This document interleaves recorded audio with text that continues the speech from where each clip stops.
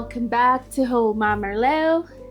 It's me, Fran, your taco-loving, childless cat lady, coming to you from the DMV. And this is... It's me, Rami, your favorite culinary master. Usually, before we start an episode, we get some food from one of the local restaurants here in the DMV. Maybe we start doing a food review and a wine review. That'd be a good idea, actually. Yeah. It's not a bad idea. I like that. Yeah? But today, I cooked some delicious teriyaki chicken. He sure did. And some excellent rice, too. Yeah, it smells really good. I was going to have it for dinner, but poor little Fran went to food, forgot her leftovers in the fridge, so I came home starving. So I ate before Rami gets here, but I will give you the lowdown on Rami's teriyaki chicken and rice next time. Well, actually, honestly, have you ever been so broke where you started eating at Subway every day? I think there was a time when I was 28 and I had no money and I would just eat Subway at lunch every day. And I think what was filling me more was less the sub and more the depression that I would get from that meal. I was just wow, I'm really eating this watery shit. And this is my life right now. When I was broke, I had tea if I was lucky. Okay, buy a bunch of tea bags. No, I get that. And ramen noodles. No, the Subway. So, now, to be fair, I don't know. A Subway sandwich to me ain't that broke. No, listen. All right, now that Subway sandwich is covering 2 meals. It was covering lunch and dinner. All right, I'd have one half for lunch and then one half for dinner. Okay, glad you could afford to eat more than once a day. That's a luxury for some. No, that one meal was 2 meals. We're gonna get started today. I went to my favorite local beer and wine store, Fenwick Beer and Wine, here in Silver Spring, Maryland. I picked up a bottle of Franche wine. Let's see. The bottle of wine is called Le Grevelier.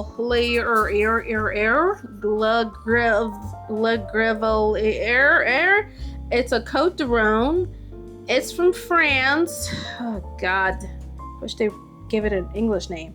So it reads on the back, Remy Vincent, it'll be Remy Vincent, has a long history in the winemaking of high-quality Rhône Valley wines.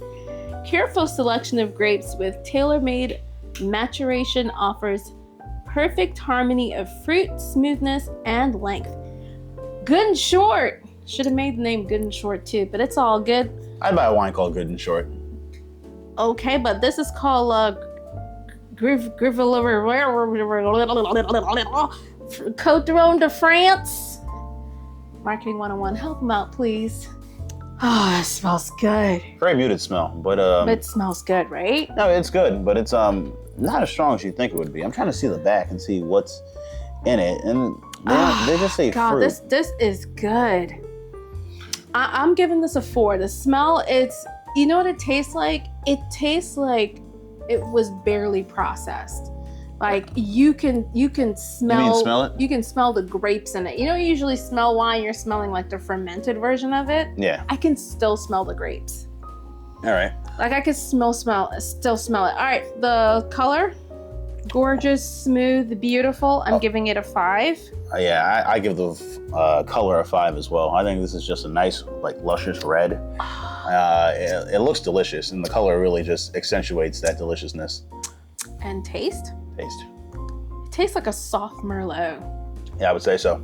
Right? It's definitely something to sip and just enjoy. Yeah. By the way, my friend, my bestie Teresa from high school is here, so you might hear her say something in the background sometimes. But yeah, what do you think? I give it a 5. I think this is excellent. I think it's excellent too.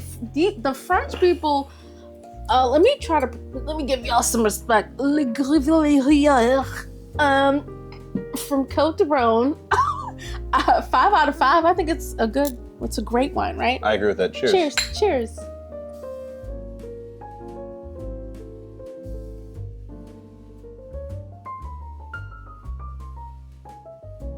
Welcome back to Hold My Merlot. It's me, Fran, and Rami, and today we're going to discuss the one big, beautiful bill act. We're going to call it the OBBBA because the name is long, dumb, stupid, and delusional.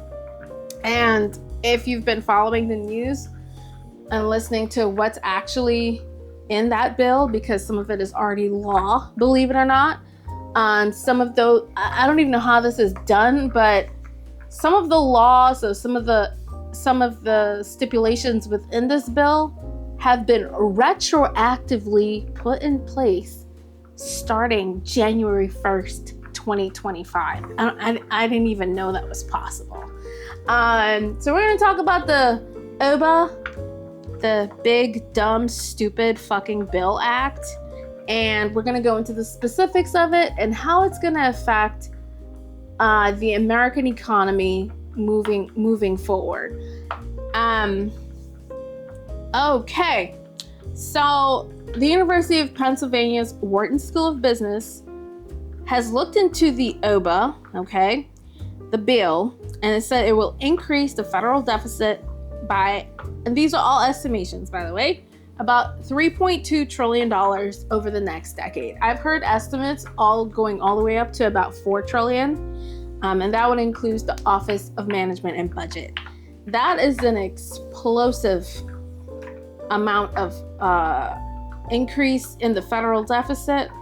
And Rami, we always talk about the debt and the deficit. Can you explain the difference between the debt and the deficit, please? The debt is essentially, if I remember correctly, like it is like put into the deficit. So there's like a yearly debt, but then like the deficit's the overall total of like America's, like, you know, how much we owe essentially. Okay.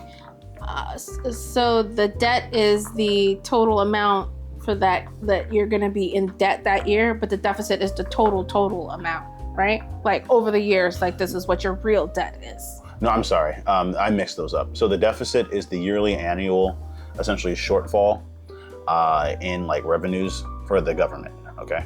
And then the debt is the entire, it's like every past deficit added together. And what is our current deficit at the moment? I don't know that off the top of my head. I want to say we're about $26 trillion in debt. Don't quote me, Rama. Can you Google that for me, please? Our country is in severe debt. We've reached the point where I want to say, what is it called when you get downgraded? What gets downgraded when your debt's too high and you can't really pay your bills? Oh, your credit score. No, for the country. Like countries have credit scores too.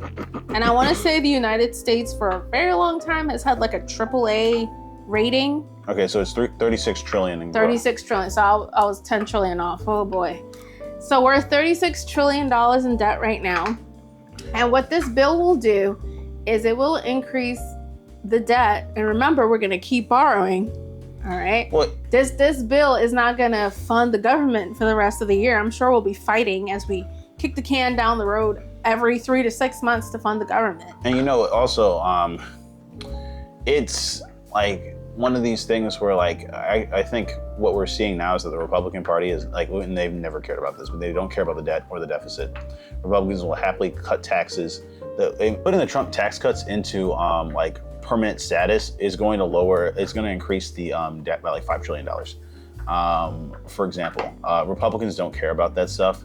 And so like, I just think we shouldn't really be worried about the debt or the deficit when the US dollar is the world's reserve currency. And everyone borrows against the dollar. So like, as a result, like US debt, yeah, sure. It's like 36 trillion, but it's really like, who cares? Right. And also, too, I'll look up this video that I saw the other day where it basically explains how debts and deficits work from country to country. Because basically, all major developed countries have debt. The United States has a ton of debt. But basically, there are countries that owe us money, too. There are other countries that are also indebted to us that owe us money. So the debts are kind of like passed around like a Ponzi scheme. I'm not quite sure how it really works, but basically debts go around like in a circle.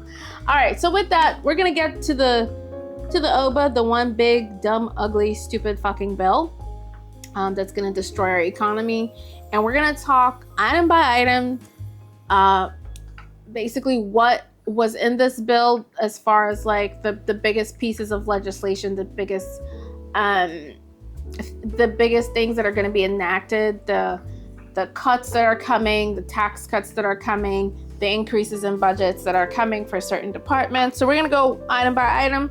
So we're going to talk about tax cuts. Well, but first, let's give a high level, overview of like the most important things. So, Sure. So one, like I would say personally, there's about like 5 things that are most high level and that are most important. So first, you have the Trump tax cuts that are going to be permanently. That's from the Tax Cuts and Jobs Act from 2017. Yes. Which was basically the only major legislation that Donald Trump passed in his first administration when he was in president from 2016 to 2020. It literally cuts taxes for only the top 1% or like the top 0.1% by $60,000, and then everyone else is going to pay more. It is one of the largest transfers of... What, the Tax Cuts and Jobs Acts? No, not only that, just like the big... beautiful bill act, like the OBBBA is one of the largest transfers of wealth from poor people to wealthy people, and poor people didn't even have that much wealth to begin with. It also makes cuts to Medicare and Medicaid and the ACA. I believe that the ACA and Medicaid are going to get cut by about $1 trillion over the next decade. Meanwhile, Medicare is going to be facing, I think, like a $400 billion cut. And so as a result, these cuts are going to be drastic. At least 11 million Americans are going to lose their health care almost overnight, essentially. And the outcomes of this will trickle down even further. Rural hospitals, even though they included a rural hospital bill fund of $50 billion, every expert in this space or anyone who works or runs a rural hospital will tell you that that is not remotely enough money. And as a result, as these rural hospitals go out, that slack is going to have to be picked up by other rural hospitals. And so the quality of service at those rural hospitals is going to go down as well. This is a great point that somebody last week made.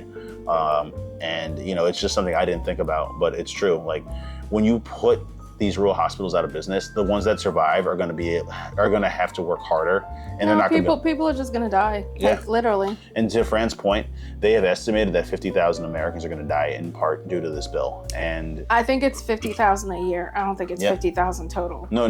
Yes, you're right. It's 50,000. It's something like that, but it's going to be millions of people are going to die. Yep. It also throws away America's competitiveness in the green energy race. The Biden green energy tax credits are going to be rolled back. So investments in green energy and green energy businesses aren't going to be able to access federal funds. As a result, Europe and China are going to just take over the green energy space, and the U.S. is going to throw it all away. All right. And finally, let's see, actually, no. The cuts to education are also quite high. Public schools are going to, it's going to massively expand federal funding of like school vouchers so that private schools are able to get public dollars, and then that's going to lower the ability of public school students to get a quality education. Not to mention that it is going to implement a lot of loans and Pell Grant reforms that make it harder for low-income students and students from working class backgrounds to access loans and Pell Grants when they want to go to college, making college more affordable. More unaffordable. Oh, sorry. More unaffordable. And then finally, it massively expands the immigration infrastructure that we have that is authoritarian and oppressive and literally disappears people. Americans' immigration arms are going to be getting $175 billion, okay? America is spending $175 billion on immigration. The Russian military, one of our closest competitors in terms of military strength, only spends $145 billion on the entire Russian military. Okay. Rami, I'm going to stop you there because you're going through the entire thing and we're not going to get to any point because you're running through it. I'm just saying these are high level. We can go a little deeper. Okay. Yeah. All right, continue. Is there more high level stuff that you want to add in there? No, that's it. Those are 5. Okay, those are 5 points. Yeah. Okay. So I'm going to play a clip from Bloomberg News. This is a Bloomberg podcast. You're going to have to forgive me because I don't know the actual name of the guy who is hosting the show. But the man on the show is from Yale University. I want to say he's a professor. His name is Gautam Mukunda, and he talks about what's in this bill and what is basically gonna happen with basically he's gonna explain pretty much what's about to go down with everything that was in this bill. He does a marvelous job explaining it. This is among the most important and transformational single pieces of legislation in American history. Right? Hey, well, no other president has ever gotten a single bill with this scale of changes in the U.S. government. So, as a matter of party discipline and sort of ability to get this through, it's stunning. It is not something we've seen with a lot of presidents. All right, what's stunning about it? So first is the scale of the transformation, right? At the very basic level, what you're seeing is a significant, very large tax cut for the highest income earners and a cut in services for sort of everyone else. I'm going to play a little bit more of his clip as he goes along, but this is literally the biggest wealth transfer in U.S. history. Yes, from poor to wealthy. And the transfer is from everyone at the bottom, basically going to the top. I want to say it's about the top 10%. So they're giving tax cuts to 10% of the population, and it's coming from the bottom up. Remember, the people up here don't need any more tax cuts or tax breaks or any more money. They're already rich. And okay, they have stock market options and they own multiple properties. Some of them have private jets and multiple homes. They summer in the fucking Alps and Martha's Vineyard and where are these other fancy places? The Hamptons. They don't need any breaks. The economy is in shambles still since COVID. Like we were doing okay under Joe Biden, but the economy hasn't fully bounced back. Go to any major city, go to New York City, you'll see 34th Street is a fucking shit show. The economy hasn't fully bounced back since COVID, and it really hasn't bounced back since the 2008 stock market crash. But these guys in Congress, with the House of Representatives and the Senate passing this bill, really think that the top 10% hold on. Need more money. Hold on. This is a Republican bill, and we need to make that clear. All right, no Democrat voted for this bill. Not one. All right, this is a Republican bill. Republicans own this, okay? This is like all the bad things that happen, this is all Republicans, all right? Because I feel like we talk about the House and the Senate in these kind of universal terms that kind of obscure what happened.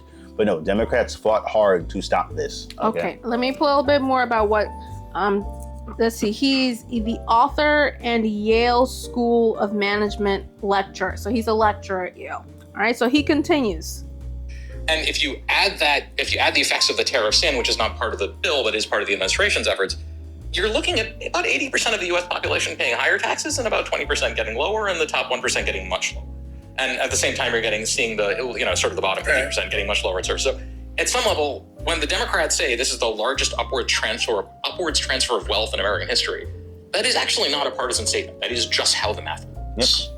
Yep. Beyond that, you're seeing a bunch of different things whose consequences are going to play out pretty hard. So I'm an innovation guy, and this, in a real sense, is the U.S. government declaring war on American innovation. Yep. Right, you're seeing the endowments tax, which is designed to hit American research universities. You're seeing massive cuts in funding for the NSF, for the NIH, for the CDC. Basically, the foundations of the American scientific establishment are all being slashed by 40 to 50%.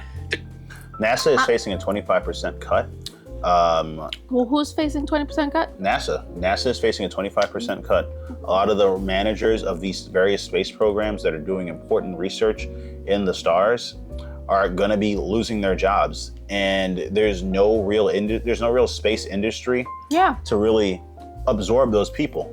And so as a result, if Trump was a secret Russian spy who wanted to ruin American innovation, he's done a better job than anyone. You heard this man talk about the NSF and the NIH cuts, the cuts to NASA, the cuts to American universities. China wants to literally build our university system. There was some European writer who said America will have a bumfuck town, but then have one of the nicest universities in that town. Very true. Yeah, I will listen. My mom went to Columbia. She walked through the hood to get there. All right, my stepmom went to Howard back in the 80s. It was the hood. Okay, and these are two not even that. fine establishments that produced like very, very high quality, real critical thinkers coming out of these institutions. Oh yeah, or like I went to Syracuse, and Syracuse, honestly, like there's a lot of struggle there. It's a Rust Belt city. Like a lot of the manufacturing went away, and like Syracuse is still nice, but like you can tell like the city is kind of like taking some hits.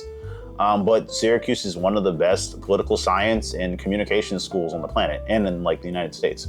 Right. So this guy just really laid it down. And I listened to this entire interview on Bloomberg, and I was just blown away. I'm going to continue to play the clip because he really hits home like how bad these cuts are. So he's talking about basically no more innovation coming from the United States. I don't think a lot of people really understand how much the government invests into the country as far as into tech and technology and tech spaces and pharmaceutical companies, pharmaceutical breakthroughs and things like that. The internet and TikTok and all the social media stuff, that all stems from a product created by DARPA. Okay, so long time ago in a faraway place, basically I think it was after the Cold War, they tried to create a communication system that basically wasn't using satellites. They wanted to use something that was going to work more with, I think, underground like cables. That's where the internet came from. The internet came from a partnership with businesses and the government, with the government throwing money. DARPA, I believe, is within the Department of Defense. They were trying to find a new way to communicate. That is how the breakthrough came through to basically come to the invention of the computer. With the computers came what? It came computer programs. Later on came Bill Gates and whatnot. No, friend, you got that backwards. How? What? Computers existed before the internet. Yes, that's what I'm saying. Yeah. It came from a breakthrough from DARPA. That's what I'm saying. No. Like all this stuff came from something, right? Like you had the breakthrough with DARPA to create the first computer, and then eventually the internet came along, and social media came along, and all these other spaces, they exist on computers. No, computers came before. DARPA created the internet. Yeah. But there were computers before that. Oh. Yeah. Oh. They were slow and kind of built around punch cards, but they existed. Okay, well, I just wrote something on it for work, so I don't know. Anywho, maybe I got it a little bit mixed up, but you know where I'm going with it. Your social media spaces, your computers, your Gmail, your emails, all that stuff, all stem from government research. Yes, they do. Government breakthrough research. The government pumped a lot of money into these research projects that eventually brought you the internet. Yes, very true. Okay? And I think people just think, oh my God, Bill Gates and oh my goodness, who else? McAfee and all these people. You think Steve Jobs, all these people? You think these guys invented these things? No, they made products that made it work better, or they made software. Or they just made it easy for the American consumer to get access to it. Right, and they created programs and they created bigger computers, but all this absorption of information, all of these new technologies and businesses are stemming from this technology. It comes from the government. Yeah. You are welcome. No, seriously. They're taking away research money away from the institutions that basically take us into the future. Yeah. I've said this on another episode. America's selling point, one of the biggest selling points the United States has is America is the place of ideas. If you have a really good idea, right, your idea can come true here. You can get funding to make your idea come true. You can go to college here. You could pitch your idea. You can, go to investment people and pitch your idea. You can go to a bank and pitch your idea. This is the place of ideas. This is where ideas are born and ideas come to life. Yeah, our economy is shit. Yeah, we have a lot of problems. Our Congress sucks, but this is the place of ideas. A lot of big ideas come from the US. And I think what we're seeing, like with this, like Trump administration, they're cutting all the we're in the Gilded Age of bullshit. We sure are. No, it's like they're cutting all the real science and innovation that's necessary for the United States to remain like a top world power. Like advancements in space advancements in healthcare and like medicine.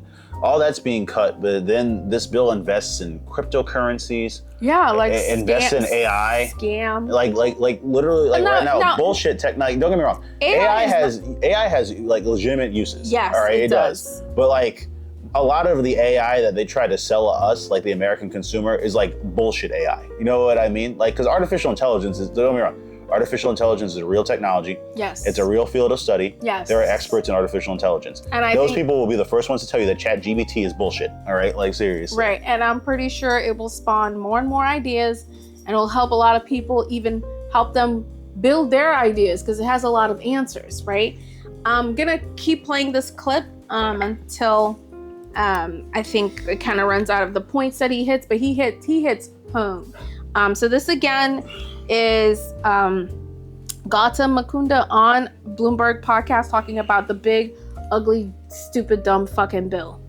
To put that in numbers, so this may have changed because the bill was changing by the minute, but the last account I saw, so that the NSF was going to support 250,000 fewer scientists.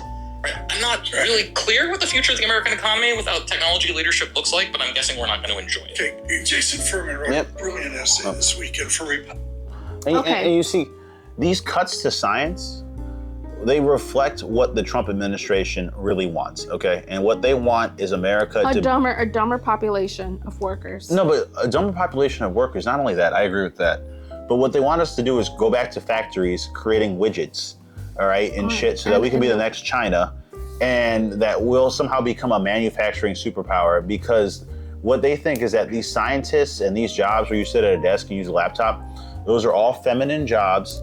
All the men who work those jobs are not real men, and that real men are guys in factories who wear hard hats and shit, and like they are, you know, punching in with their time cards and like, you know, working hard and shit like that. Don't get me wrong.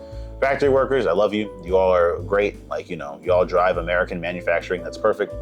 But an economy like the United States we can't go back to that. It will take decades of industrial planning to do that. Right. And the United States can't just produce factories out of thin air. China did not produce factories out of thin air. China's factory and manufacturing dominance came from literally like 2 to 3 decades of just continuous investment from both the Chinese government and also foreign investors. And so these cuts to science, they're trying to radically alter the economy, and they're going to fail because Trump and his people are like laughably incompetent. Yeah. But what they're going to do in the meantime is crash the U.S. economy. And they're going to destroy our scientific infrastructure that comes from research institutions, universities, and the private sector all working together so that we can invest in the technologies of the future. That's all going to go away because that stuff is seen as liberal and feminine. And so as a result, it's literally what Nazi Germany did. Nazi Germany ran out all of their real academics and scientists to invest in bullshit anti-Jewish technologies that all failed because they weren't built on real science. Were they Jewish space lasers? Right. No, I know you're kidding. Yeah, of course I'm kidding, but I'm just... So we're gonna go into this big, ugly, stupid, dumb fucking bill. The OBBBA, the one big, beautiful bill act, just stupidest name. I've seen so much legislation pass, like so much. I've never seen one name something so stupid. Like, you just know who made it up. I'm surprised it's not like the bigly beautiful bill act. It sounds like a con and a scam. It's and so it is one. rudimentary though. It's like, this is what you want to call it? Yes, because you he's could simple. have called it a million things. No, because like it's simple. even the Tax Cuts and Jobs Act, which is extended within this. He's dumb and has dementia. Like, there was he's no gonna real call it jobs the big... in there. It was just a Tax Cuts Act. But damn, the big... No, you have to understand. Beautiful. Here's the thing. I think he called it that for 3 reasons. 1, Trump is dumb and has dementia. He has no 2, no ideas. No, 2, Republicans have absolutely nothing but contempt for the American voter and the American citizen. People. Yes, all right. So the American way of life. They hate America. Here's the thing. Like, if you actually I read a lot of like political news and interact with a lot of people in DC who work in political spaces. a lot of politicians and political consultants really think that like me, like average Americans, we're all actually stupid. They really think we're dumb. We'll fall for anything. That like we're like completely like driven by nonsense. That's rude. No, like truly, like, but like, here's the thing. And I used to work in politics, and that's mean. No, one of my managers at the time. All right, I won't say his name because like I won't put him like out on the internet, but like he told me, Rami, voters are simple, but they're not stupid. And that was like, that's always stuck with me, all right? Voters may not understand all the issues. They may only have like 2 or 3 issues that they're really actually interested in. Yeah. But voters know when they're being lied to, and they know when somebody's bullshitting. You know what I mean? Yeah, they still voted for Trump. So but here's the thing, the Big Beautiful Bill Act was unpopular, even with Republicans. Yeah. All right, like most Americans did not want this bill to pass. Okay, so let's go into the bill, yeah, so that we can talk about the specifics of it, because that's what the podcast is about today. So within the bill, the Tax Cuts and Jobs Act from 2017, which was Trump's first piece of legislation that was passed in his first administration, after he passed his 6 billion executive orders because he doesn't know how to run a government. He passed the Tax Cuts and Jobs Act, which was a massive tax cut for the wealthy, which included stupid things like tax cuts for having private jets. I don't know who needs that, but okay. I think it cut the corporate tax from, I want to say it was 36 to like 21%, something like that. I think it freezes that there. And you'll have to go online and see how the tax brackets work. But basically what they did was they decreased the taxes for especially people at the top. The top 1% are, I think, literally getting like 90% of the benefits from this. Like the top, like the top 20% get the benefits. Yeah, but like the top 1% is the one that's really like, they're running all the way to the bank. So the Tax Cuts and Jobs Act gets extended. And basically what one person said on MSNBC, forgive me, I don't remember the name, is that because there's so many tax cuts within the new one big beautiful bill, the OBBBA, because there's so many tax cuts within OBBBA, and there's so many tax cuts within the Tax Cuts and Jobs Act, they were basically like, look, it's going to be a convoluted tax season for us when we go to file our taxes in March of 2026, basically. And to me, I think what's going to happen is, rich people are going to get their accountants out. They're going to read between the lines and see where they can skim and cheat.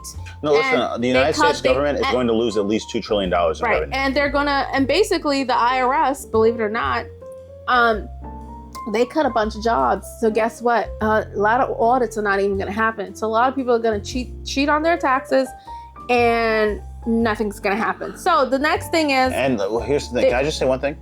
When the IRS loses jobs, that's good for wealthy people, because that means the IRS is remaining people power, not manpower, people power, of course. They have to focus on punishing poor people who make mistakes on their taxes. If you actually look at like tax crimes, the vast majority of them are committed by wealthy people. When a poor person commits a tax crime, it's usually an accident because they don't know how to fill it out. You know what I mean? But wealthy people have lawyers and loopholes where they literally will just cheat on their taxes. Okay. So that, I agree with you, Rami. Very true. I can't cheat on taxes. I can't, no, like you, me. I can't afford to cheat on taxes. You, me, and you, viewer, we cannot cheat on our taxes. Because they send me that bill, let me tell you. I can't even tell you what the extra tax was I had to pay, even after I paid taxes the last time. So they're introducing new tax cuts and tax breaks for seniors 65 years and older. So basically what that one is, I want to say if you make, that one is, they're giving seniors $6,000, but you have to, I think you have to gross $75,000 a year in income to be able to get that $6,000 tax break. And the average American only makes about $50,000 a year. Okay, and imagine a senior who is not working and is collecting Social Security and maybe some small pension or some small IRA. A lot of seniors nowadays are just living off of Social Security and benefits. They're not really having, a lot of them do not have any savings, and a lot of them do not have any money. Trust me, most seniors who are I think the majority of seniors in this country are not making $75,000 a year gross. So the $6,000 tax break is going to go to seniors. If there's one person in a single house, if you're making $75,000, you get an extra $6,000 tax break, and then you just double it if you're married or filing jointly. So I don't know who's going to benefit from that. I know my dad and his wife are not benefiting from that. They're permanently expanding the child tax credit. They're increasing it from $2,000 to $2,200. Now, for those who do have children, do not get excited. That tax credit, it's the same as the senior citizen. You have to fall within a certain threshold to be able to collect on that benefit. So you may get the $2,200 or you may get less than $2,200.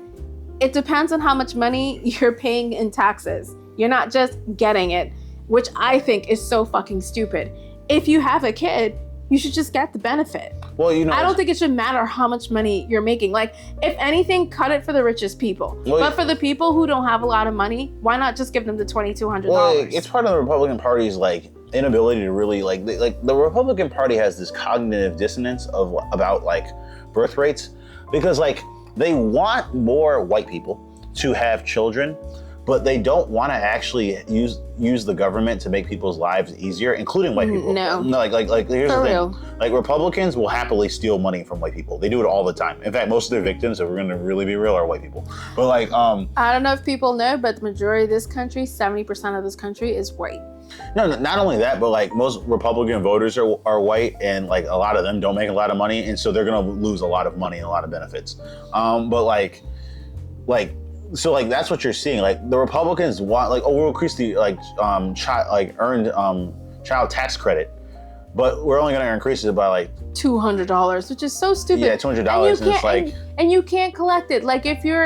If you're at the bottom, making $15,000 a year or something like that, you're not gonna get it. No. You're not getting all of it. They don't want to make it easy on you. Even if you get it, an extra $200, what is that gonna do for you for the year? That's one trip to the grocery store. Right, but if you're within a certain tax bracket, which is basically the top 20%, they're all gonna get that child tax credit, which is great for some people, but it's not great for the majority of the people that actually need that $2,200. The government is going to give $1,000 per baby born within, I want to say they're retroactively giving this money away. So if you had a baby in 2025, you're going to get $1,000. Oh, but what's the gimmick, Rami? Ask me, what's the gimmick? Fran, what is the gimmick? Okay, they're going to give you $1,000, but it's going to be put into a Trump tax, a Trump tax investment fund. And the child can collect it, and get this, 18 years. So they're investing $1,000 per child, and the child can collect it in 18 years. I've never heard of anything so scammy and silly. Look, honestly, it's a great idea. If that was put into place during maybe the Reagan years, right? Then kids will be collecting on it now, not centuries, for decades and decades and decades. But you're putting it in place now. Why don't you just give them the money? Let them figure out what they're gonna do with this money. Why are you 18 years? Rami, who's waiting 18? Who can wait 18 years right now with this kind of economy that we're having? Well, Can poor people wait 18 years? No. Exactly. So I was like, okay, so you're investing money for people that don't invest anything. They're not even gonna understand what the hell that means. And if anything, I think a lot of people are gonna forget that $1,000 is even there, and it's probably just gonna go right back to the government. But let's move to the healthcare aspects of this. Okay, so those are important. There are gonna be cuts to Medicaid. Yes. Medicaid is the government's health insurance program for people with in low income in certain brackets. And people confuse Medicare and Medicaid.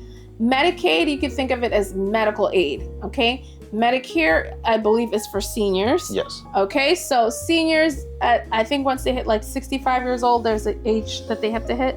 They can get on Medicare, and they get health benefits from from the government. But Medicaid is for people who are disabled. It's for kids who are in low incomes, and just for people who are in low income. And you have to understand something. Listen, about a 1 trillion, not 1 trillion exactly. I want to say it's 700 billion, but at one point it was 1 trillion, but it's going to be about $1 trillion cut to Medicaid, right? To Medicaid, yeah. All right, cool. And it's over 10 years, okay? That's still the whole budget substantial. is basically over 10 years, so it's not $1 trillion cut right away, right? But it's a $1 trillion cut over the next 10 years. And you have to understand something. How many people are going to lose their? No, 11 million people are going to lose their health care. Yeah. But here's the thing: when those people leave our insurance pools and our Medicare and Medicaid pools, that drives up costs for everybody. The average American, individual and family, are going to be paying more for their health care. Our checks are going to shrink. If God help you, if you end up in the hospital, your hospital bills are going to go up. Everything is going to go up. And they're gonna close senior centers, yes, they are. senior homes.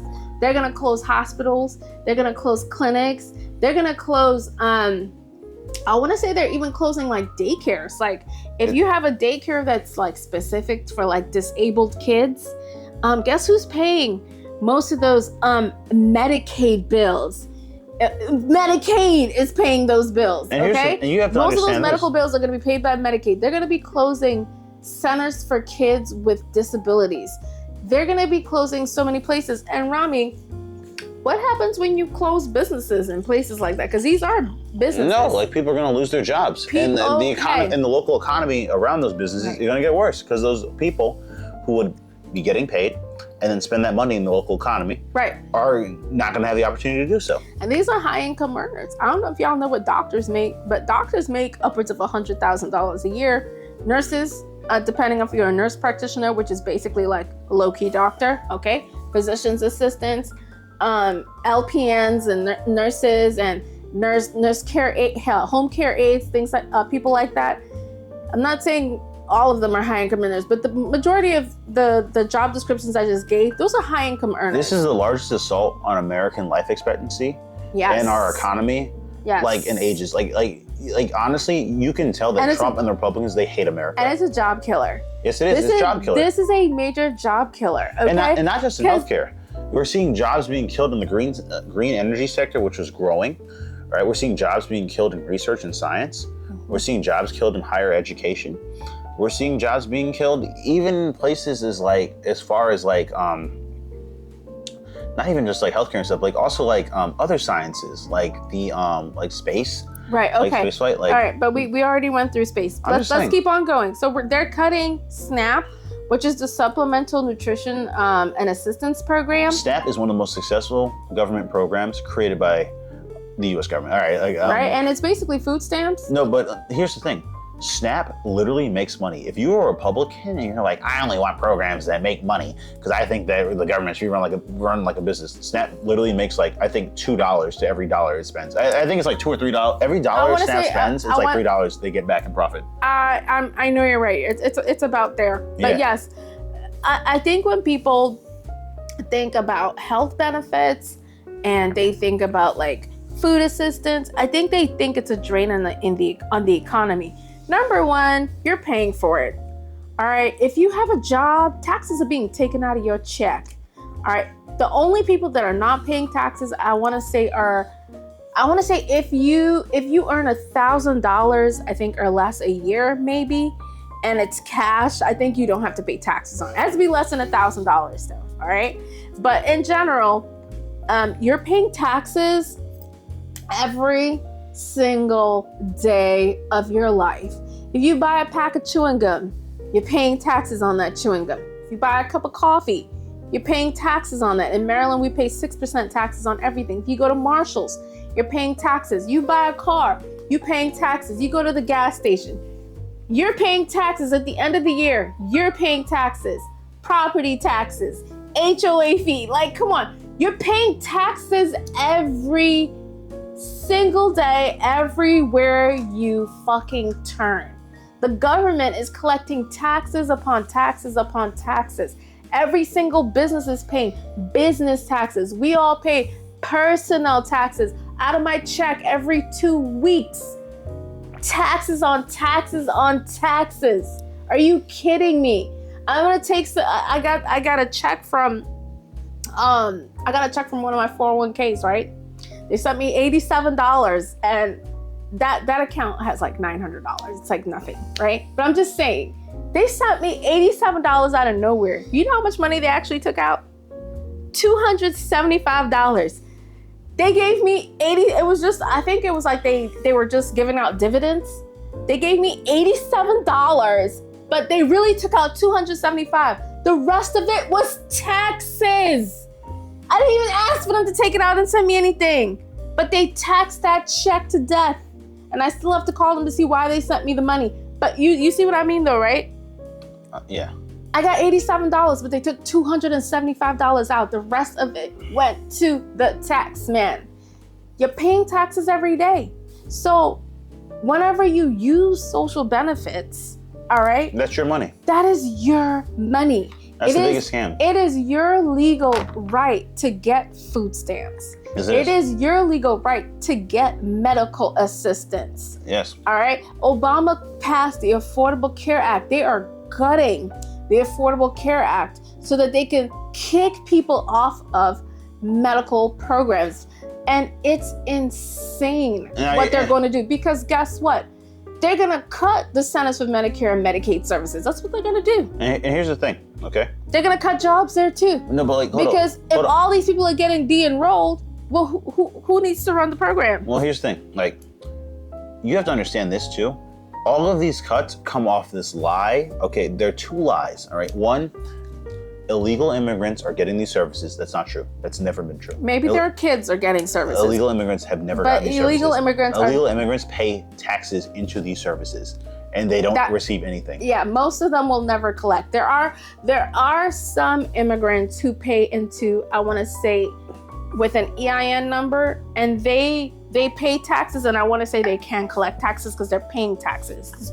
But there are a lot of immigrants who pay taxes on their check that they will never see. Yes, like that's one of the Or if you take anything away from this episode, that's a lie. That's not true. It's a 100% lie. I'm pretty sure they can collect social benefits on their children. If they have children, I'm pretty sure their children can get a Medicaid, and they can get social benefits for their children.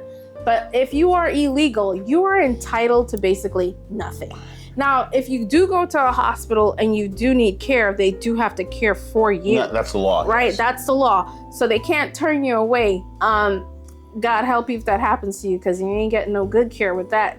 But we're talking about the cuts that they're making. So they're basically making Can I just say one more point? About a $1 trillion cut to Medicaid. And here's the thing about Medicaid. And then they're gonna cut. I'm trying to see how much SNP they're gonna cut. Go ahead. For Medicaid, okay, there's this other lie that people on Medicaid are able-bodied, and like there's 35-year-olds in their mom's basement who are playing Fortnite or Helldivers, both excellent games, and like, you know, they're not getting a job and they're just like fucking around. You know what I mean? Yeah. That's not true. Okay, literally 66% of the people on Medicaid are either children, all right, or they're disabled, or they're senior citizens, so they literally can't work anymore, all right? And then when you break that down even more, it's in the single digits, the amount of people who are unemployed and and here's the thing, just because you're unemployed doesn't mean you're not trying to find a job. Like, listen, my brother, I love him to death. That man was unemployed for quite a while. All right, and that's a lot that's a lot of U.S. citizens, by the way. Lately, a lot of people are out of work for years. Yeah, no, like my brother, of no fault of their own. There's just no jobs in some economies. Yeah, no, listen, my brother has a PhD in chemistry. He's one of the smartest people I've ever met. Damn. He couldn't find a job for a year. You know what I mean? And he tried. He's just like me. We used the Ken Jackson method, and we apply to 10 jobs a day. No matter how tired, no matter how sick you are, you just shoot out 10 resumes a day. And who's Ken Jackson? My father. Oh, that's the Ken Jackson method? Yeah, that's the Ken Jackson method. 10 jobs a day, no matter, even on Saturday and Sunday, you send out 10 jobs a day, 10 job applications. So that's at least 70 a week. That's really good. That's a great method. You carpet bomb it. Yeah, until you get a job. But yeah, so they're making, and the other lie they always tell too is they keep talking about Social Security, Medicare and Medicaid as entitlements. And it's like, you're saying it like, to me, an entitlement means like you feel entitled to it. And it's like, I am. It's my money. You are entitled to it, but it is an entitlement. I agree. But the thing is, and I want it to be one. It's a social insurance program. Yep. All right. The government is the largest insurance program. All right. It's the government is a giant organization full of programs that are supposed to help the people. Okay, it's a giant social welfare program that's supposed to help everyone. It's not just supposed to help one group of people at the top that are already winning at life, that don't need any more fucking breaks. But we're gonna continue with these cuts and these breaks. So they're taking away SNAP benefits. The other thing they're doing is they're gonna make anybody who is able-bodied, I'm gonna expand on what Rami said. If you are 64 years and younger, between the ages of 18 and 64, and you're able-bodied, you're gonna have to work, volunteer, or go to school for 80 hours a month, okay? Now, I think when they say things like that, what they're saying is, I think what they're implying is that the majority of people that are on these programs do not work. And that is not true. Yes, there are some bad apples out there. There are people who've been ratting around, getting all these good benefits for years and years, decades on decades on decades. But I've said it before, Bill Clinton in the 1990s, in the early 90s, I think around 1994, 1995, he put into law that you had to work for those benefits. You could not skim through and just sit on your ass and just collect social welfare and benefits anymore. Can I say something? Most people had to start getting jobs since the 1990s. The only way you can escape that is if you were permanently disabled, right? Let's say you're a paraplegic, or you are, mentally disabled, like permanently mentally disabled. You cannot work around people or with people. Like you cannot function in a workspace. No, but here's the thing. Can I say something? Yeah. All right. I'm gonna say something. All right. Sure. A little controversial. I don't give a fuck. Oh wow. All right. If you are on SNAP and you don't want to work but you want to feed yourself, I think humans should be fed. Okay. All right. And here's the thing. That's not most people in America. Most Americans, if we get something for free, we're disgusted. Oh, yeah. We're like, what? We are free? Culturally. I'm not worthy enough to pay for this? Right. Like complete capitalism brain. Because anybody in any other culture anywhere would be like, oh, free things? Awesome. But no, Americans are like, no, it's free. It's obviously one, bad, and two, I'm bad because it's free. All right. Like I should pay for it. I once I didn't have a job for 6 months. And this is how duped I was when my stepmom was like, how come you didn't apply for unemployment insurance and benefits and SNAP and all? I was just like, what is that? Some of us don't even pay attention to the fact that these things exist. We're so trained to go out there and work and earn money that we think that there's nothing out there to help us. Yeah. Do you know what I mean? We're so one-track minded. Well, when I wake up in the morning, Monday through Friday, the very first thing I think about as soon as I wake up is, I gotta log in. I gotta go to work. Yep. It's ingrained in me to get up and go to fucking work. And it's to the point where I will do that even at to my own detriment. Yeah. I go to work when I am sick and dying. My employers have always known, if Fran's not at work, she's on her deathbed. Because she will drag her ass in here coughing and sneezing and working still, because I don't understand the concept of not working. I feel so weird when I'm not working. You know what I mean? It's so bizarre. And I did eventually, by the way, get SNAP for a few months, and I got $600 to help me with rent, which is basically nothing. Right? I had been unemployed for 6 months. I was completely broke. I think, Fran, what you're saying. And I got $200 a month in food assistance, and I got $600 total. But remember, I was out of work for about 6 months. Like not a dollar coming in. And I'm talking about I'm looking for work and I'm trying to find work and just couldn't find anything. But I didn't understand the concept of social benefits. Completely fell through the crack. By the time I got social benefits, it was like, it's not that I didn't get anything out of it. It's just like, it was like, Fran, like my aunt and my dad, they were like, why didn't you tell us? And I was just like, I was so ashamed of like needing help. Like that's the thing. Like you can't really live off of American benefits. Our social safety net simply doesn't support it.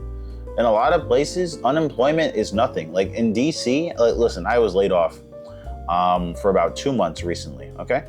My job got doged. I was working with the GSA, doing some great work on their procurement policy, and my job got doged. Now I have another job now that pays more. God wants me to win, and so I won.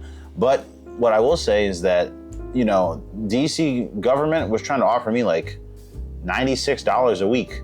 No. In unemployment, and I was like, that's it? Yeah, I was like, that's nothing.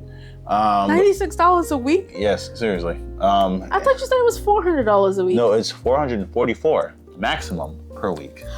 But, you max out at that dollar amount. Yes, but DC government was like, Rami Jackson, we have reviewed your application for unemployment. We're going to offer you $96 a week. And I was like, damn, I could go out to dinner. Like twice a week. Dinner. You mean you can go to the grocery store, get some bread and peanut butter for a month. Some beans and some rice, and just be like, you know what I mean? One tomato. No, and a little bit of garlic for seasoning. You know what yes, I mean? And bad breath because you're not going on any dates with that money. No, $96 a month. Mm-hmm. Oh, a week, Rami. No, I'm sorry. It's basically $400 a month. Yes. And it's not, and it's barely that because it's going to get taxed. Here we go again with the taxes. Jesus Christ. Right? Okay, so let's continue. We're glad that you bounced back, Rami. By the way, just to be fully transparent, my job was doged too, but I found a job in 2 days. Let's just say it does not pay as much, so it's still like shocking. But I also was laid off with the Doge situation. Mm-hmm. Rami and I sat down the day that we both got laid off together with our good friend Nev. With our good friend Nev, who was supposed to come today. Shout out to Nev. But we sat down and we were distraught. Yeah, we got Ethiopian food and bottles of wine. Yeah, and we were, but we really looked at each other like, these motherfuckers really took our jobs. Mm-hmm. They just snatched our livelihoods out of our hands. I remember the last day I logged off, cause I got laid off Wednesday, but I had a job by Friday, praise God. But I'm just saying, I remember Wednesday, because by Wednesday I didn't have a job. And I was looking for jobs, I was interviewing. I had gotten close, but I hadn't gotten anything. And I'd been interviewing for about a month. And I just remember my last day I logged off and I was like, damn, I'm turning in my laptop tomorrow. Yeah. This is it. I have no money coming in after my last check. Yeah. In 2 weeks, I have one more check after that, and that's it. That's legit. That is it. And let me tell you, I did try to apply for unemployment on day one. No, maybe Friday, sorry. So maybe not Thursday. I tried to apply for unemployment on Friday. And I tried again that Monday because I did get the job, but I didn't know when it was going to come in. But either way, I did try to file for unemployment insurance a couple days.